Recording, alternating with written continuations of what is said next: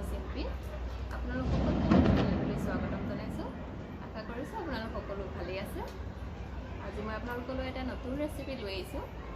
ৰেচিপিটো আপোনাৰ vegetables recipe হয়। ৰেচিপিটো বিশেষকৈ আপোনাৰ বেবীৰ বাবে হয়। যিখিনি ছমাহৰ বেবী হয়, ছমাহৰ পৰা সকলো বেবীয়ে খাব পাৰিব, ডাঙৰলৈকে খাব পাৰিব। এয়া ছমাহৰ বেবীৰ বাবে বনাইছোঁ। ছমাহৰ পৰা এবছৰলৈকে খাব পাৰিব। এইখিনি মিক্সাৰত পিচি লোৱা হৈছে আৰু এইখিনি মিক্সাৰত নিপিচাকৈ লোৱা হৈছে। লগতে মই চালাড লৈ লৈছোঁ। চালাডত বিট, এয়া আপোনাৰ গাজৰ, বিলাহী আৰু লগতে ড্ৰাই ফ্ৰুটছ মই অলপমান খেজুৰি লৈ লৈছোঁ। এয়া দেখিব পাৰিছে। দেৰি নকৰি চাওঁ বলকচোন আমি এই ৰেচিপিটো কেনেদৰে প্ৰস্তুত কৰিলোঁ। এয়া মই আধা মুঠিমান চাউল লৈ লৈছোঁ। এয়া মই মগু দাইল লৈ লৈছোঁ। ফলা মগু হয়, 6-7 ঘণ্টাৰ কাৰণে তিয়াই থৈছিলোঁ। তাৰপিছত মই ভালদৰে ধুই লৈছোঁ 7-8 বাৰ। বাকলিখিনি একেবাৰে নোহোৱা কৰি লৈছোঁ। বাকলি নাৰাখিব, বাকলিখিনি হজম নহয় বেবীৰ কাৰণে। এয়া মই লৈছোঁ অকণমান লাও লৈ লৈছোঁ, গাজৰ, আলু, বিলাহী, এয়া হৈছে বিনছ, বিট আৰু পিঁয়াজ। এয়া এইফালে লৈ লৈছোঁ অকণমান চাদা নিমখ হয় এইখিনি, হালধি, জিৰা আৰু লগতে মই অলপমান ঘি লৈ লৈছোঁ। আহক আমি বনাবলৈ ষ্টাৰ্ট কৰোঁ। প্ৰথমতে মই গেছটো জ্বলাই লৈছোঁ।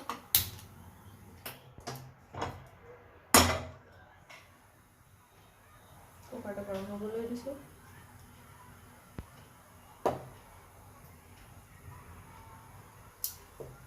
এতিয়া আমি ঘি অলপ দি দিম।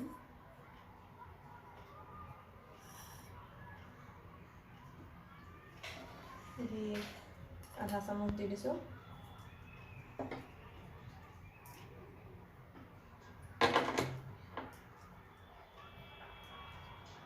ঘিখিনি গৰম হ'বলৈ দিম। এনেদৰে কুকাৰটো চাৰিওকাষে লাগি নধৰিবৰ কাৰণে ঘিখিনি কৰি দিম।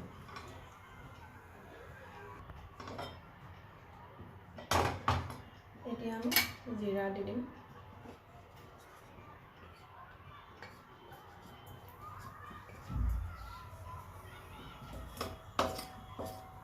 জিৰাকেইটা গুৰি ল'ম।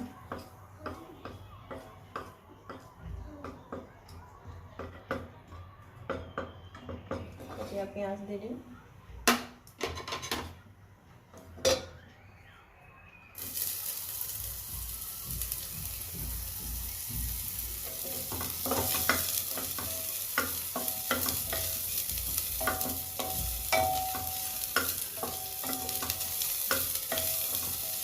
অকণমান কালাৰ হোৱালৈকে ভাজি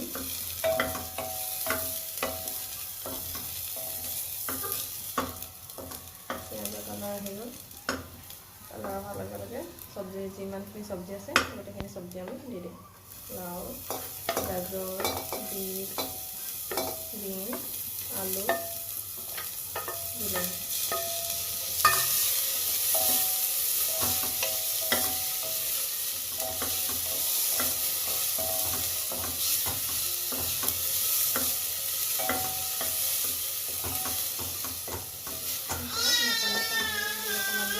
সিজিবলৈ দিম চব্জিখিনি।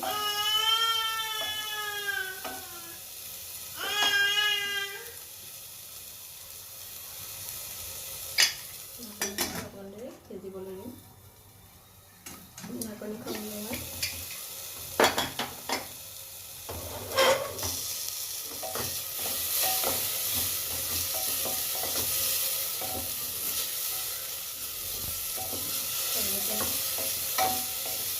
যিখিনি কেঁচা ভাৱ হয়, কেঁচা ভাৱখিনি নাইকিয়া হৈ গৈছে, অলপ অলপ সিজি গ'ল।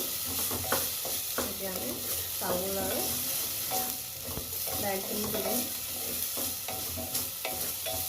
তাৰ আগতে হালধি আৰু নিমখটো দি দিম।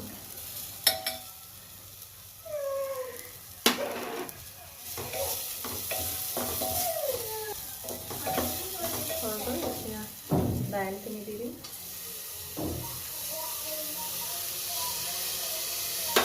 এতিয়া চাউলখিনি দি দিম।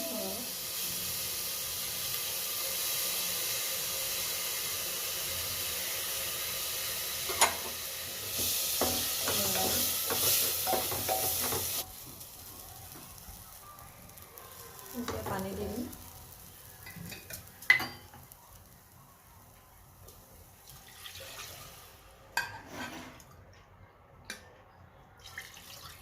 সৰু গিলাচৰ লগত মই 2 গিলাচ পানী দি দিছোঁ। এতিয়া 4-5টা চিটি কুকাৰটোত অহালৈকে ৱেইট কৰিম।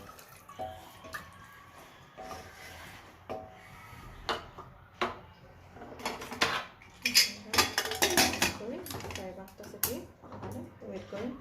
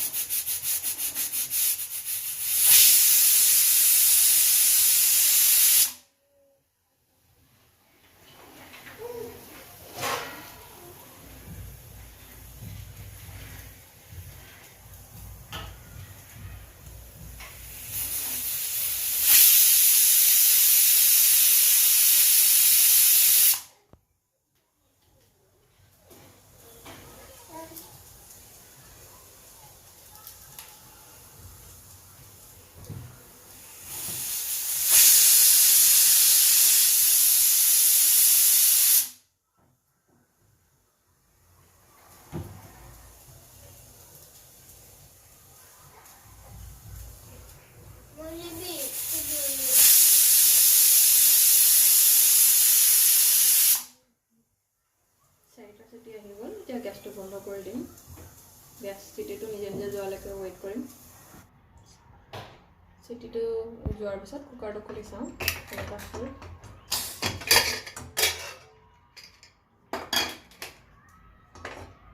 ধুনীয়া জোখত হৈছে। এনেকুৱা হ'লেই মানে মিক্সাৰত কৰিবলৈ ভাল হয়। আমি উলিয়াই চাওঁ।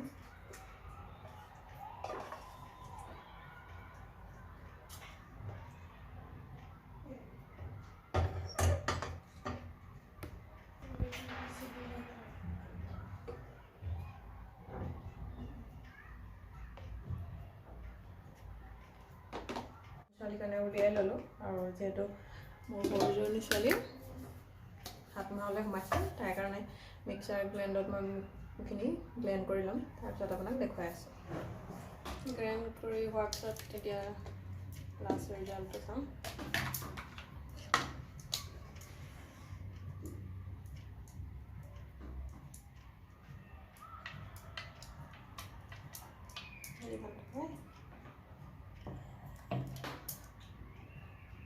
দেখিব পাৰিছে বৰ বেছি ডাঠো নহয়, বৰ বেছি পাতলাও নহয়, একেবাৰে ধুনীয়া জোখত হয় মোৰ 7 মহীয়া বেবীৰ কাৰণে।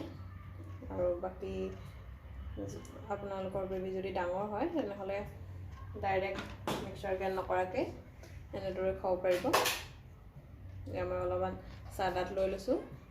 মোৰ ভিডিঅ'টো চাই যদি ভাল পালে তেনেহ'লে লাইক আৰু ছাবস্ক্ৰাইব কৰি দিব, লগতে শ্বেয়াৰ কৰি দিব। Thank U.